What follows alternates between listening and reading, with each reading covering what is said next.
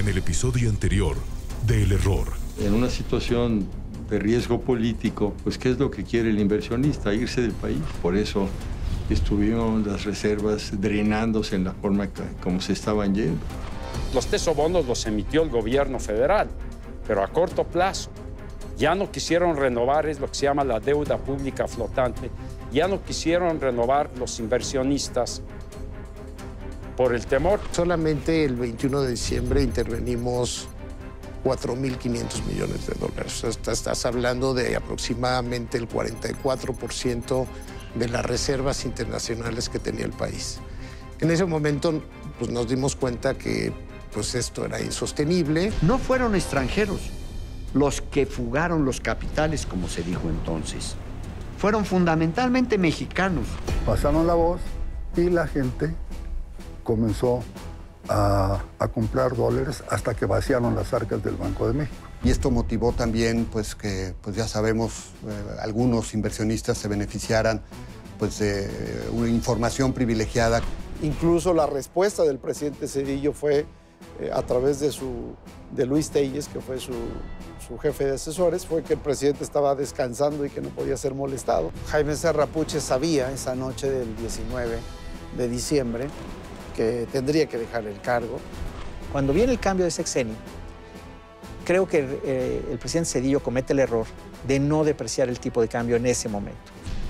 Ese fue el error de diciembre. Transitar de un modelo de banda cambiaria a otro de libre flotación en el precio de la moneda, sin que los nuevos operadores políticos tuvieran la experiencia interna y sobre todo la confianza exterior para realizar una operación tan complicada. The United States has a lot at stake in Mexico. De 1995 al 2000, 1.209.000 mexicanos emigraron solo a Estados Unidos.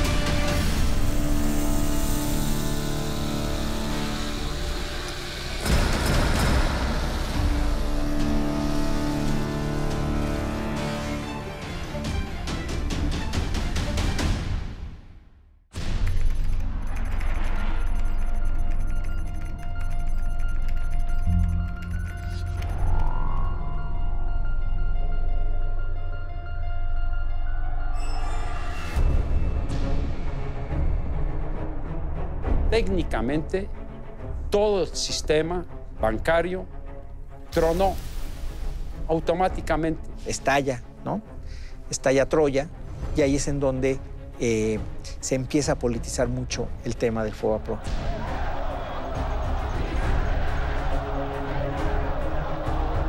Cuando se enferma todo el sistema financiero, El problema ya no es el sistema financiero, el problema es la economía y es el bienestar de la gente. Las empresas y las familias habían adquirido deudas muy importantes con la banca. El gobierno, para evitar la salida de capitales, empieza a subir las tasas de interés. Evidentemente suben también para aquellos que piden préstamos. Y llega el momento en que la gente no puede pagar. Los bancos estaban en una situación de debilidad.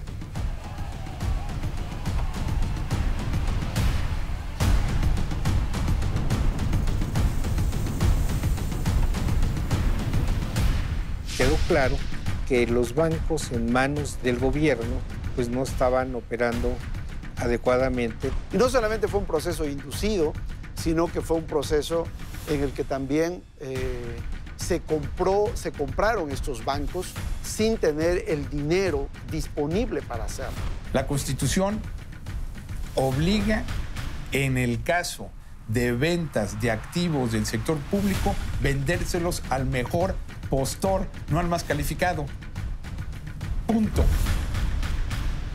Una parte era capital y una parte, en ocasiones, eran créditos que esa institución u otras les daban para comprar las instituciones. Los bancos que nos entregaron, muchos de ellos tenían carteras no productivas o carteras vencidas muy altas. Se tuvo que implementar el famoso FOBAPROA.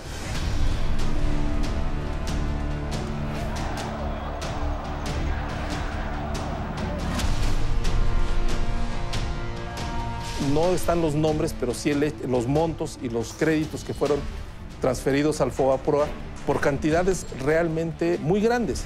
Por privacidad y secrecía, el comité de auditoría, que estaba integrado por 6 diputados, adoptamos la palabra de honor de depositar esos nombres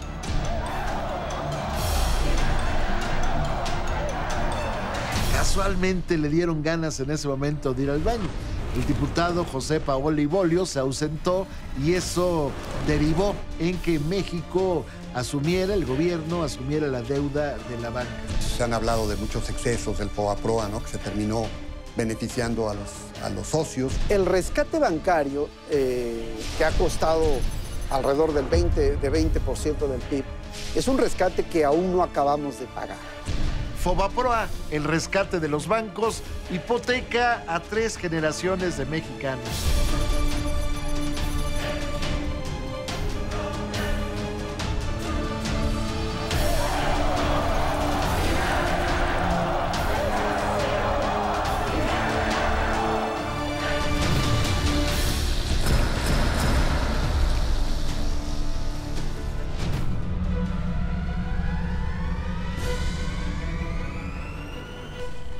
El país estaba financieramente en ruinas. La crisis desatada en diciembre de 1994 se generalizó como reguero de pólvora entre la gente. No había dinero, no había empleos, la economía se paralizó. Pero no las deudas, que de la noche a la mañana se duplicaban o triplicaban por las tasas de interés. Ya no había manera de sostener ese tipo de cambio con ese nivel de reservas internacionales, porque además tenías una emisión de tesobonos de aproximadamente 29,000 millones de dólares, que si bien pagabas en pesos, lo que los inversionistas hacían, les entregaban sus pesos y se volteaban al mercado cambiario a comprar dólares. En diciembre entonces tenemos 2 bombas que están estallando al mismo tiempo, o más bien que una estalla y es al estallar la bomba macroeconómica, esta de la devaluación del tipo de cambio, se traslada inmediatamente al problema bancario. Las empresas y las familias habían adquirido deudas muy importantes con la banca después de la reprivatización de 1992 y todas esas deudas estaban contratadas en lo que llamamos tasas variables, es decir, tasas que se ajustan a las condiciones del mercado de acuerdo a la inflación y al riesgo de pago. Cuando viene la devaluación de 1994, el gobierno, para evitar la salida de capitales, empieza a subir las tasas de interés. Es decir, para hacer atractivo que el dinero del exterior o el mismo del interior se quedara en el país. Y cuando suben los intereses para aquellos que ahorran, evidentemente suben también para aquellos que piden préstamos. Y llega el momento en que la gente no puede pagar. ¿Por qué cayó la banca al borde de la bancarrota? Porque el ciclo se truncó. Básicamente, el trabajo de un banco es resguardar el dinero de los ahorradores. Reúne el de muchos y lo invierte otorgándolo como crédito a quien lo necesite. El deudor paga una tasa de interés durante todo el tiempo hasta que liquida el préstamo. De esa manera, además de obtener ganancias, el banco puede devolver su dinero a los ahorradores también con un rendimiento. Como las tasas de interés volvieron impagables muchos créditos, había deudores perdiendo su patrimonio y ahorradores en riesgo de no recuperar su capital.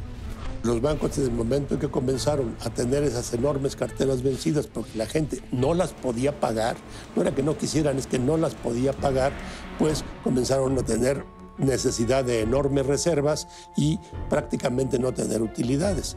Entonces, eso fue lo que ocasionó que la gente dijera, bueno, ¿cómo voy a invertir en un banco si no me puede producir un rendimiento adecuado? Y ahí es en donde viene entonces la necesidad de pensar en un rescate bancario, que tiene otro tipo de complejidad, pero ahí es en donde se desata la necesidad de rescatar al sistema bancario. Se tuvo que implementar el famoso FOBAPROA, que fue pues un apoyo, digamos, para tratar de sacar adelante a muchos deudores. Si a la gente que le prestas el dinero no te lo paga, pues cuando te tienes que voltear con la gente que te prestó ese dinero, le tienes que pagar. Y si el capital no es suficiente, tienes un problema. Entonces, lo que buscaba el FOBAPROA era hacer una especie de seguro. Es decir, había que rescatar a los ahorradores o a los bancos. ¿En qué consiste el rescate bancario? Bueno, que el gobierno asume como propios los créditos más difíciles, los que tienen menos posibilidades de pago. Pero curiosamente, en alguna ocasión, Jesús Silva Gerso, que había sido secretario de Hacienda, él decía que si el gobierno hubiera colocado una mesa en el Zócalo con una inmensa masa de recursos y le hubiera pagado a cada uno de los señores que tenían dinero en el banco, hubiera sido mejor. Hubiera sido mejor, le hubiera sido menos dinero al gobierno. Entonces, ¿por qué era tan importante rescatar también a los bancos?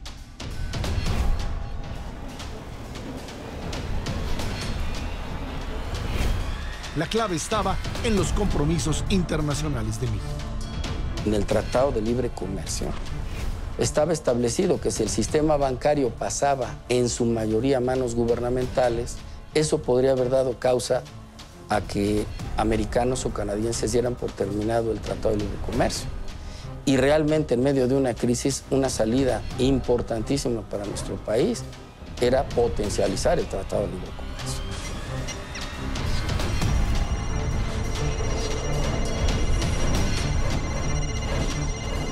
La banca mexicana había sido propiedad del gobierno desde septiembre de 1982.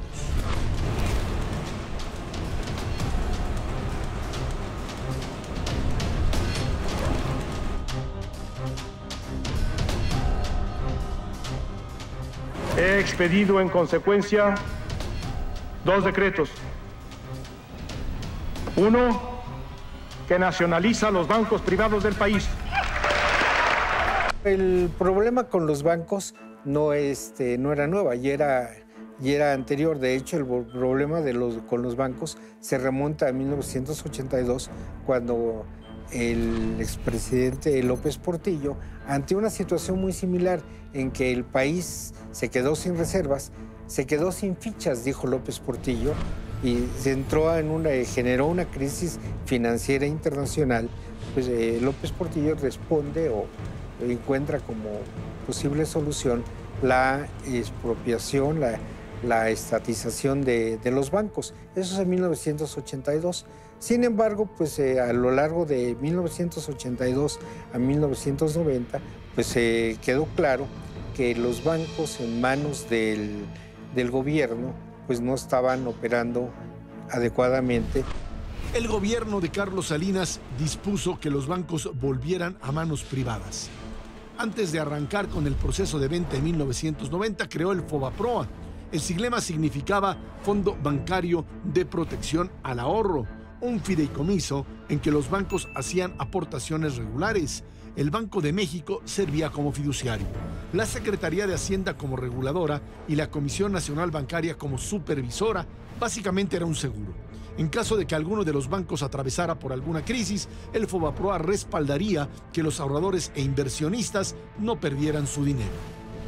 Que los bancos fueran contribuyendo una cierta cantidad de dinero de manera mensual, de manera anual, y esa cantidad de dinero pudiera utilizarse en dinero de los propios bancos para que si algún banco tenía algún descalabro, ese dinero se pudiera utilizar para sacar adelante ese banco. La reglamentación establecía originalmente que si alguno requería apoyo del fondo, debía garantizar el pago con acciones, es decir, con títulos de propiedad del banco. Pero al final de cuentas me parece que el FOBAPRO también ayudó a los endeudados, ¿verdad? Y a los ahorradores también, porque hay que recordar que pues, los propios ahorros se podrían haber visto afectados, ¿verdad?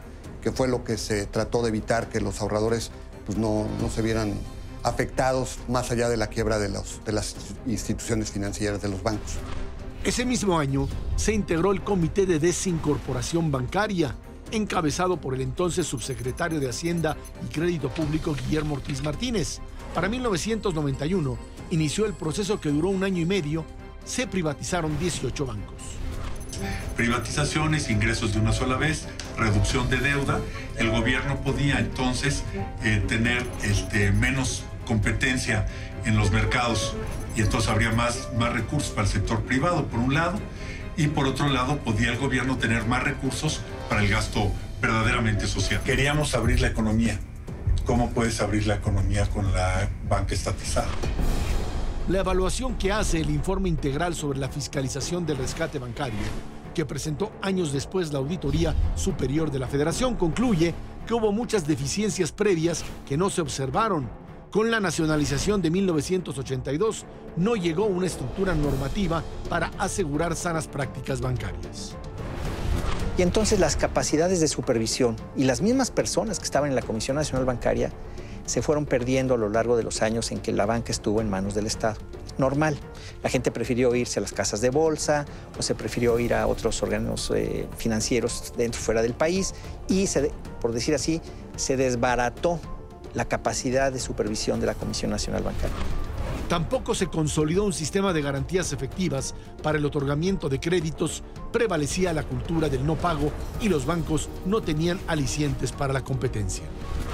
La privatización de la banca fue un proceso que si bien era correcto conceptualmente, privatizar los bancos estatales, sin embargo su ejecución fue lamentable.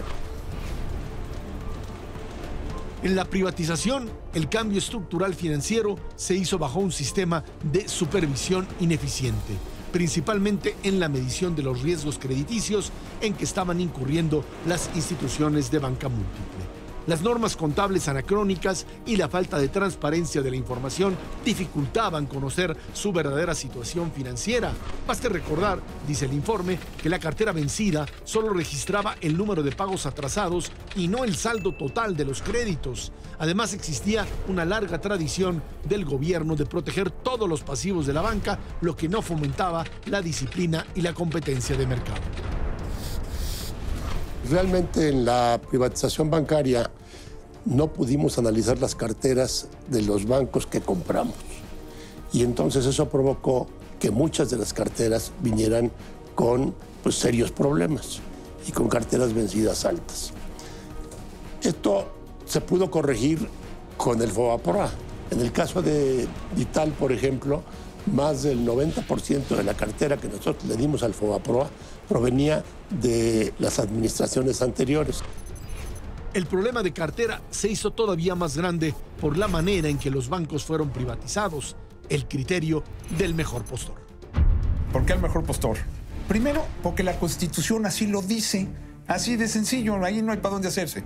La Constitución obliga, en el caso de ventas de activos del sector público, vendérselos al mejor postor, no al más calificado. Punto. Uno de los factores que se tomó en cuenta fue el precio. Y los nuevos banqueros pagaron un precio alto por las instituciones, más de dos veces el valor en libros. El precio por la venta de los 18 bancos representó un promedio de 3 veces su valor en libros y 15 veces la relación precio-utilidad, lo que refleja la solvencia de las instituciones desincorporadas. La experiencia y conocimiento en el servicio de banca y crédito de los postulantes no se consideraron prioritarios de acuerdo con el informe oficial.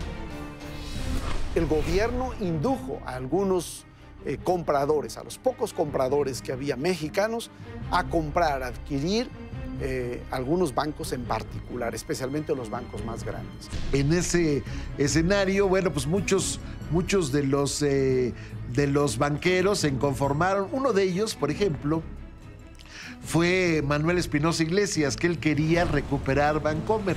Entonces, bueno, por alguna circunstancia no lo dejaron pasar. Él decía que fue una trampa del gobierno. Bueno, llegó el momento en que en mi columna mandó una vez una carta a Manuel Espinosa Iglesias hablando de su versión sobre el asunto. Yo la publico. Al día siguiente mando una carta a Guillermo Ortiz, yo la publico. Y durante una semana, así fue, cada uno diciendo sus propias razones. Una de las primeras cosas que hice fue pedir una reunión con el presidente Salinas. El presidente me dijo, me da mucho gusto que estés pensando en regresar a la banca, porque tú representas pues a la banca tradicional, pero sí quiero decirte una cosa, puedes optar por cualquier banco menos Banco Nacional. El argumento que en boca del licenciado Salinas, así y lo tengo grabado, es que no era una restauración. Es decir, la expropiación de la banca del 82 no iba a ser ahora restaurada, permitiéndole a los antiguos dueños comprar el banco que habían tenido. De cualquier manera, los grandes montos que se estaban ofreciendo en las subastas hicieron que la mayoría de los banqueros tradicionales se autodescartaran. Sabían que el valor real era mucho menor, pero quienes se quedaron con los bancos aumentaron todavía más el problema. En su mayoría los banqueros nuevos eran cazabolseros. De banca no sabían nada. Y no solamente fue un proceso inducido, sino que fue un proceso en el que también se compraron estos bancos sin tener el dinero disponible para hacerlo. El propio gobierno concedió créditos para comprar los bancos o se hizo de la vista gorda para que los propios bancos comerciales dieran créditos a quienes querían ser accionistas de estos nuevos bancos privatizados. Pues obviamente cuando se permitió de alguna manera la compra apalancada de alguna de estas instituciones financieras, que obviamente generaba ciertos incentivos que no eran los óptimos, una parte era capital y una parte en ocasiones eran créditos que esa institución u otras les daban para comprar las instituciones. Muchos nuevos dueños no estaban inyectando dinero fresco al sistema financiero. Le debían su banco a su propio banco. A esos se les llamaba créditos relacionados. El problema de eso es que al momento de ser deuda y no ser capital, pues tenías que forzar un poco la maquinaria de los bancos para prestar más y tratar de generar un mejor margen para poder pagar esos créditos. Y eso originaba una cartera de crédito que probablemente no era de la calidad óptima y que era más vulnerable para el desarrollo de los bancos. Todo ese exceso no era ilegal. Podía hacerse porque no había regulación alguna que pusiera orden. La Comisión Nacional de Bancaria y de Valores, que ha sido una tradición, desafortunadamente, su esquema de fiscalización preventiva totalmente relajada, por no decir negligente e inexcusablemente indolente. Pues no era difícil percatarse de que si venía un movimiento devaluatorio, pues muchas de esas instituciones iban a tener problemas y bueno, ya sabemos que al final de cuentas, pues muchas de esas instituciones tuvieron que ser rescatadas, algunas de ellas cerradas, intervenidas, para que pues, al final de cuentas no se viera afectado el sistema de pagos del país. De hecho, si recordamos, ya en 93 se había dado la intervención de 3 bancos, de 3 instituciones, Unión, Cremi y posteriormente Banco Obrero. O sea, ya los bancos estaban en una situación de debilidad, donde obviamente una elevación de las tasas de interés de manera muy brusca o una depreciación del tipo de cambio de manera muy brusca, pues ponía en fragilidad los balances de las instituciones financieras.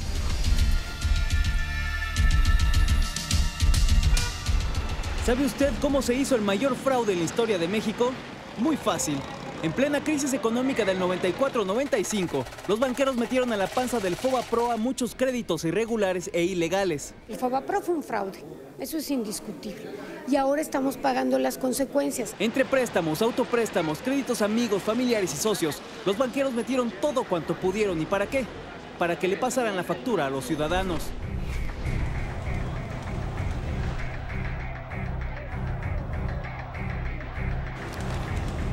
Se dieron algunos casos de escándalo. Nuevos propietarios de bancos que prestaron o se autoprestaron sin las garantías mínimas, entre ellos Ángel Isidoro Rodríguez, Jorge Lankenau Rocha y Carlos Cabal Peniche, desfalcaron a las instituciones que habían adquirido y endosaron esos desfalcos al rescate bancario. El caso más emblemático, Carlos Cabal Peniche, 14 juicios. Todos los juicios los salvó. El señor quedó como Blanquita Paloma después de haber sido del país. ¿Pero por qué libró los juicios? No porque el fondo de la resolución haya dicho el señor era inocente, no. Simple y sencillamente porque había errores en los juicios. ¿De qué tamaño? Hay uno monstruoso. El juez dice que en el momento en que la Procuraduría Fiscal de la Federación presenta la querella en contra de Carlos Cabal, por lo menos ese capítulo, bueno, pues el señor procurador no se identificó plenamente. ¿Cuál es la identificación? No una credencial, tenía que haber llevado el nombramiento que le dio el presidente de la República. Como no lo llevó, entonces el proceso está mal y el señor queda libre de ese cargo. De ese tamaño hemos llegado. Pues al final de cuentas, bueno, pues se han hablado de muchos excesos del FOBAPROA, ¿no? Que se terminó beneficiando a los socios. Pues sí, yo creo que hay muchos casos que se pueden documentar de esa época, de, pues, digamos, decisiones un poco veleidosas, selectivas, de rescate de algunas instituciones y de dejar morir a otras. Pero la falta de experiencia de los nuevos banqueros, los créditos relacionados, la excesiva facilidad para otorgar préstamos y los fraudes no son todos los ingredientes de esta receta para el desastre.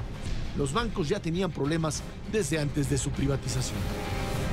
Los bancos que nos entregaron, muchos de ellos tenían carteras no productivas o carteras vencidas muy altas. Afortunadamente, y aunque firmamos contratos en los cuales el gobierno o la Secretaría de Hacienda estaría dispuesto a recibir esas carteras, no fue así.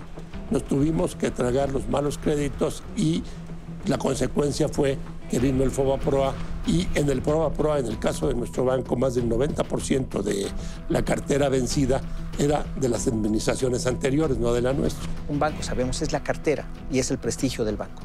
Entonces, la calidad de la cartera la determinaba la propia Secretaría de Hacienda y decía, por ejemplo, tal banco tiene tantos millones de pesos en cartera A, o sea, muy buena, otra tanto en B, tanto en C, tanto en D. Y con base en eso se calculaba el valor del banco. Ahora bien, al no poder ver la cartera en detalle, había una cláusula en el contrato que decía que una vez que hubiera un ganador, después podría revisarse la cartera al detalle y entonces hacer los ajustes que fueran necesarios. Esa cláusula fue muy importante, pero sin embargo se honró muy poco. La banca de desarrollo se enfocó en otros mercados. Lo que hace el presidente Carlos Salinas de Gortari es tratar de reforzar el espíritu de cooperación de los bancos. Abre el escenario de Nacional Financiera para lo que sería más que un banco de desarrollo, un banco popular. abre el escenario para que entren, por ejemplo, uniones de crédito, las capitalizaba Nacional Financiera, empresas de factoraje, es decir, me das tus documentos de cobro y yo te doy un préstamo. Todo eso se fue creando, pero a través de la banca de desarrollo, a través de Nacional Financiera. Pero también hubo excesos.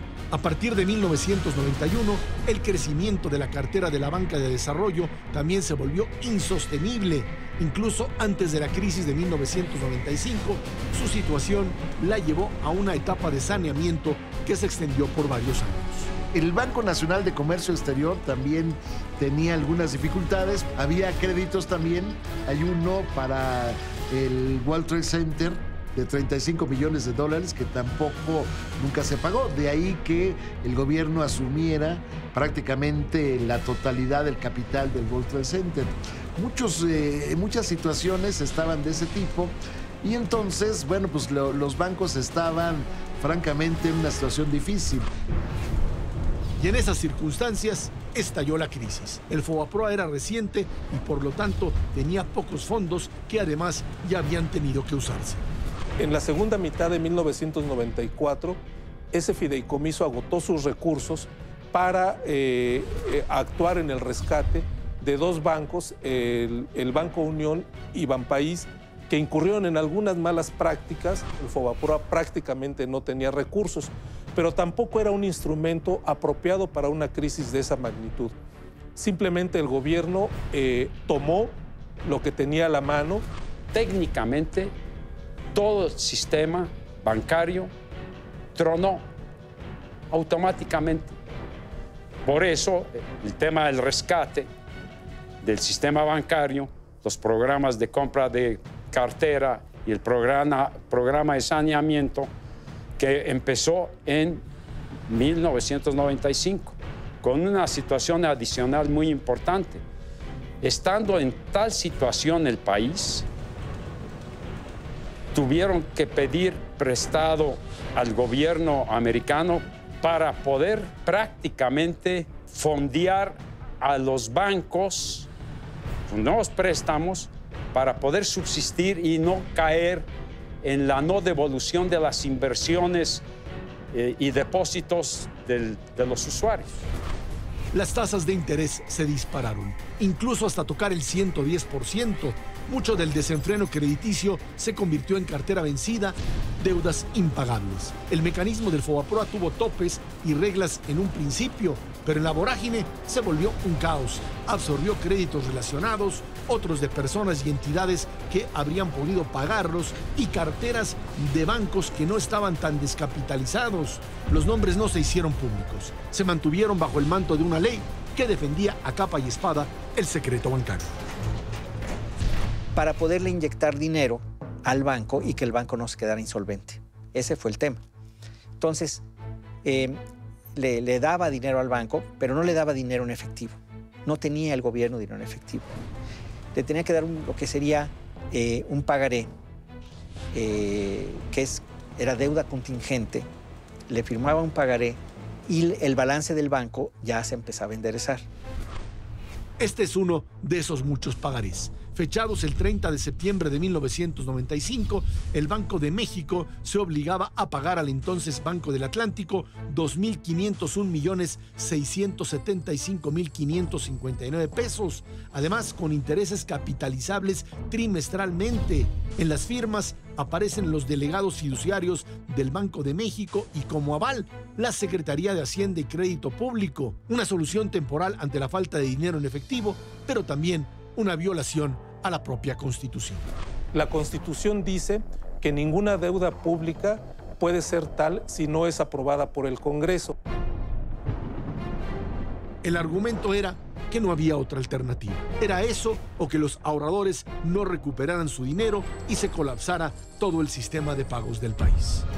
Se endeudó porque emitió pagarés, el FOBAPROA, a favor del 13 bancos que entraron en un programa de saneamiento y los otros 5 bancos, los grandes bancos, al programa de compra de cartera y emitió pagarés sin autorización del Congreso, Lo que sucede es que el Zedillo, en los primeros 3 años de su gobierno, del 95, 96, 97, que todavía tenía mayoría en el Congreso, la pierde esa mayoría por primera vez.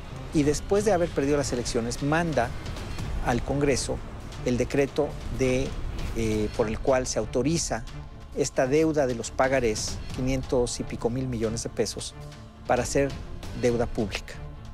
Y lo mete en un transitorio en la ley. Y entonces se dan cuenta de que viene un transitorio y pues olvídense, estalla, ¿no? Estalla Troya, y ahí es en donde se empieza a politizar mucho el tema de FOBAPROA. El presidente Zedillo envió la iniciativa al Congreso el 31 de marzo de 1998. Buscaba transformar en deuda pública los créditos bancarios asumidos por el FOBAPROA, el escándalo. Y como ya éramos mayoría la oposición, evidentemente el primer reclamo fue: ¿cómo nos vienes a pedir el reconocimiento que te lo aprobemos de esa deuda pública si nunca obtuviste autorización? Es más, estuvimos a punto de llevar a juicio político a Guillermo Ortiz, porque él fue el que suscribió. La demanda de juicio político no prosperó, dado que la oposición era mayoría, pero no absoluta. Lo que sí hicieron fue contratar a un auditor externo para que revisara las condiciones de ese primer rescate. Yo presidía la comisión de auditoría a todo el esquema de los bancos y de los propios, la cartera de compra, apoyado por la Contaduría Mayor de Hacienda, y contratamos a un auditor externo, McNamee, y finalmente no le reconocimos de esos 455,000 y tantos millones, la equivalente a 25,000 millones de deuda. Y ya cuando hicimos la auditoría nos percatamos de que era cartera chatarra, inservible, ni había expedientes que ni estaban integrados de los documentos, de las hipotecas, ni escritura, ni nada. Entonces, por eso se rechazaron esa cartera. Y ahí, evidentemente, se rechazó de lo que nos quería que reconociéramos esa deuda pública. Pero si había tantos llamados créditos chatarra, ¿por qué solo 25,000 de 455,000 millones no fueron reconocidos? El señor Maki presenta su reporte y dice cuánto hay de créditos de esos que están en la bolsa ahora sí que en la panza de FOBAPROA, cuántos eran créditos reportables, cuántos eran de plano no reportables. Los créditos reportables eran los que no cumplían con las especificaciones y requisitos para ser partes del rescate. Es decir, el banco tenía que cobrarlos o hacerse cargo de esas pérdidas, no pasarlos al FOBAPROA. Pero se toparon con una sorpresa. Esos créditos reportables, la mayoría no eran créditos reportables de los bancos que sobrevivieron, sino eran de los bancos que ya habían muerto. Y entonces, pues ya no había nada que hacer, para empezar. O sea, ahí sí ya caput, ¿no? No había manera de recuperar. Cuando viene la auditoría de McKay, cuyo informe se entrega a la Cámara de Diputados, bueno, ahí se determinan cuáles son las reglas para que se pueda rescatar un banco. Y curiosamente ese informe está mutilado, tiene 2 hojas que se le quitaron. ¿Y qué es lo que decían esas 2 hojas?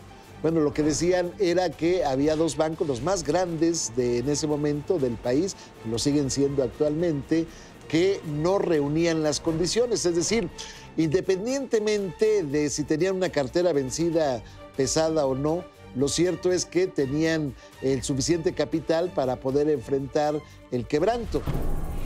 Los desacuerdos eran cosa de todos los días. Errores de operación, decisiones tomadas por presiones de los involucrados.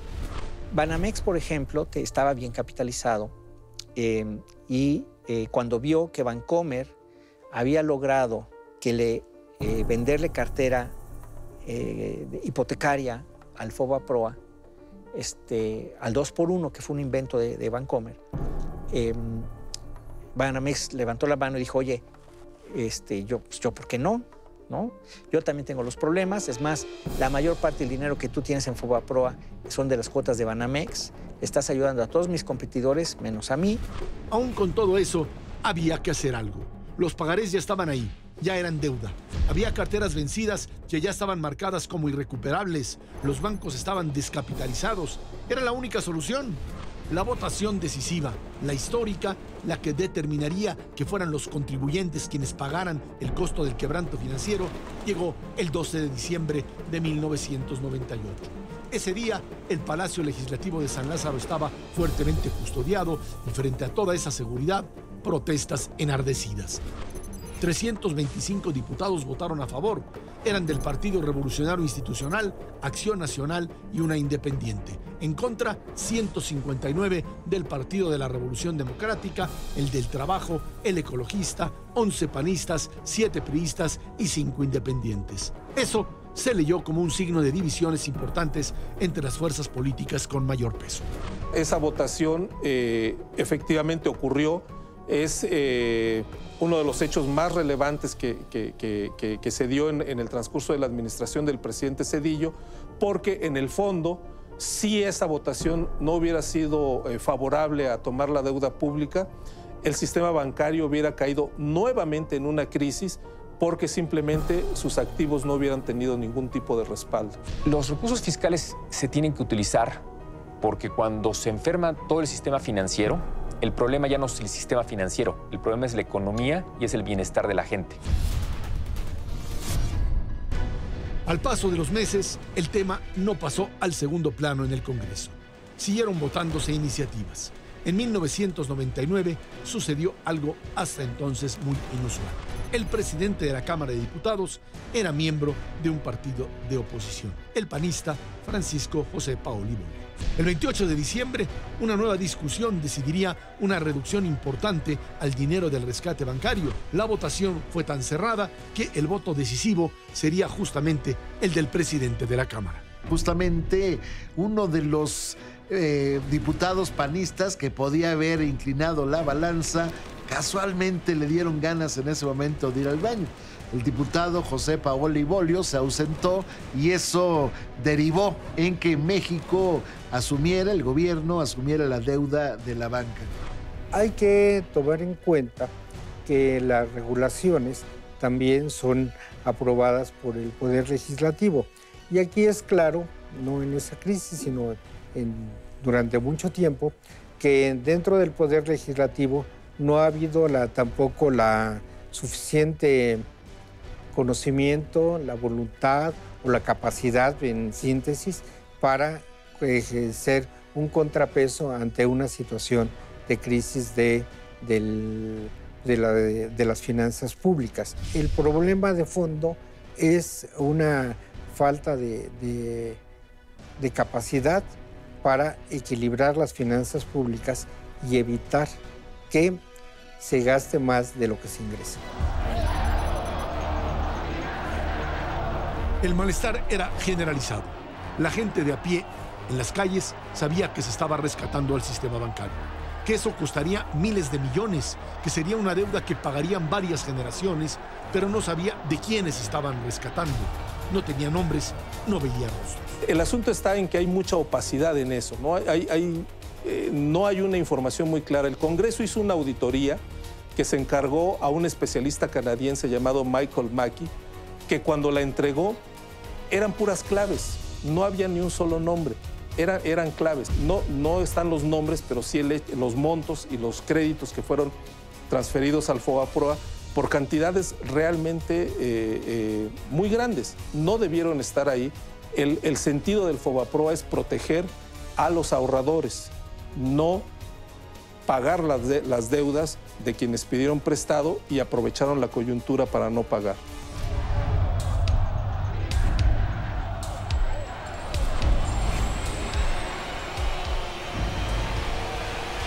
¿Por qué no se dieron a conocer los nombres? Por ley, el secreto bancario. Por privacidad y secrecía, el comité de auditoría, que estaba integrado por 6 diputados, adoptamos la palabra de honor de depositar esos nombres y yo no revelé esos nombres. Incluso hasta tuvo problema el presidente Fox en su campaña de que yo le di, digamos, el sobre cerrado donde venían los nombres, pero no le di la clave. El FOBAPROA. A mí me parece que es indispensable que el FOBAPROA se aclare. Por esto, de nuestra parte, hemos decidido, los diputados de Acción Nacional y los diputados del Verde Ecologista, el traer aquí para que frente a toda la nación entreguemos aquí a Ricardo Rocha para que si se juntan los otros 3 números clave para entrar a las listas del FOBAPROA se pueda realizar. Estas 2 llaves de entrada al FOBAPROA no se las entrego a Cuauhtémoc porque no se las vaya a pasar a Francisco y después se nos pierdan en el camino. Perdón. Entonces las voy a poner aquí en depósito contigo. Son las claves para entrar a las listas del FOBAPROA. Y cuando él en el primer debate lo dice y lo anuncia, pues finalmente pues no había la clave. Y al día siguiente el que recibió el reproche fui yo. Días después, el entonces diputado del PRD, Alfonso Ramírez Cuellar, dio a conocer listas y datos parciales. Lo mismo hacían otros miembros del partido cuando salía el tema en la discusión política. Andrés Manuel López Obrador le estuvo sacando mucha taja política, sacaba, pues digamos, datos aislados, y que cuando se ven aislados uno podría decir, bueno, por ejemplo, ¿por qué a Juan, a tal empresa o a tal banco le compras este activo en 50 cuando el mercado lo hubiera pagado por 20?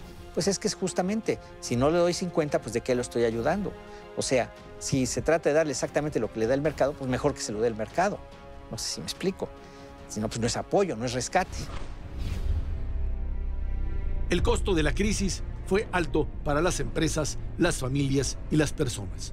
Mucho de él seguiremos pagando por muchos años. En total, 1.326.000 millones de pesos, el 18.04% del tamaño de toda la economía mexicana.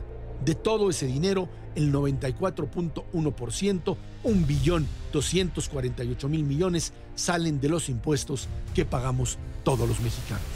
Quizás por eso, en un momento dado, la gente pues, tuvo mayor irritación, porque el dinero arriesgado era muchísimo dinero.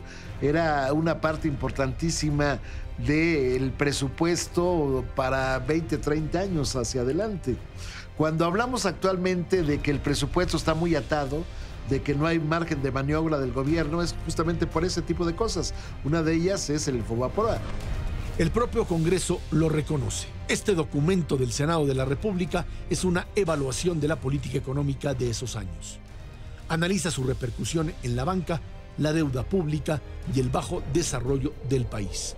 Aprobar la solicitud sedillista implicaba asumir como deuda pública directa del gobierno mexicano los fondos que se habían desviado de los recursos públicos para el rescate de los bancos privados y olvidarse de investigar las operaciones del FOBAPROA. El rescate bancario, que ha costado alrededor del 20% del PIB, es un rescate que aún no acabamos de pagar. Es decir, desde 1995 a la fecha, todavía estamos pagando este rescate bancario. Cada año destinamos en el presupuesto más o menos entre 20 y 30 mil millones de pesos a pagar intereses de ese rescate. ¿Qué implica para los mexicanos? Bueno, implica menos crecimiento, implica menos empleos, implica salarios reales que crecen a una menor velocidad.